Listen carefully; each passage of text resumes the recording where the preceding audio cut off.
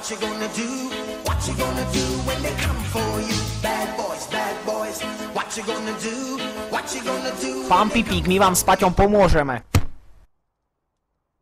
Kam idete? Do Mozambiku, viete, rozšírila sa tam ebola a potrebujú ma tam. A čo bude s Ctiborom? No, poznal som toho chlapca veľmi dobre, verte mi, nestratí sa vo svete.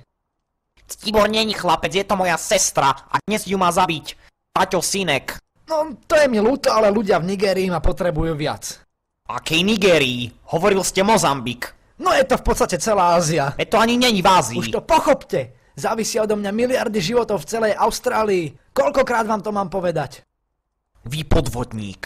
Všetko, čo chytíte do rúk, poserete vrátane Kiminej operácie. Presne tak. To s Kim bola jednoznačná chyba mojich hlúpych kolegov, ktorí ani nevyštudovali medicínu tak ako ja. Ale vy dvaja parchanti ma už začínate srať. Asi vás budem musieť dojebať. Nie sme sprostí, pán Pipík, teda aspoň ja nie.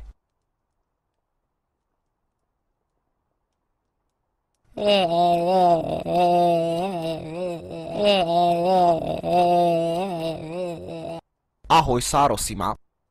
Ahoj, Dano. Ako sa máš? Čo do mňa chceš? Čo vieš o Paťovi synekovi? Neviem o ňom veľa, avšak viem jednu vec a to, že jeho obľúbeným jedlom je lesba na syrovej omáčke.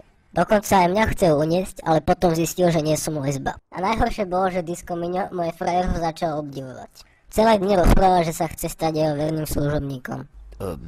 Disco Miňo? Áno. A už to prekračovalo medze.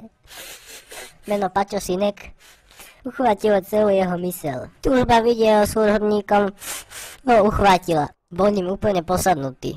Celý deň hovoril len o ňom a nakoniec umrel.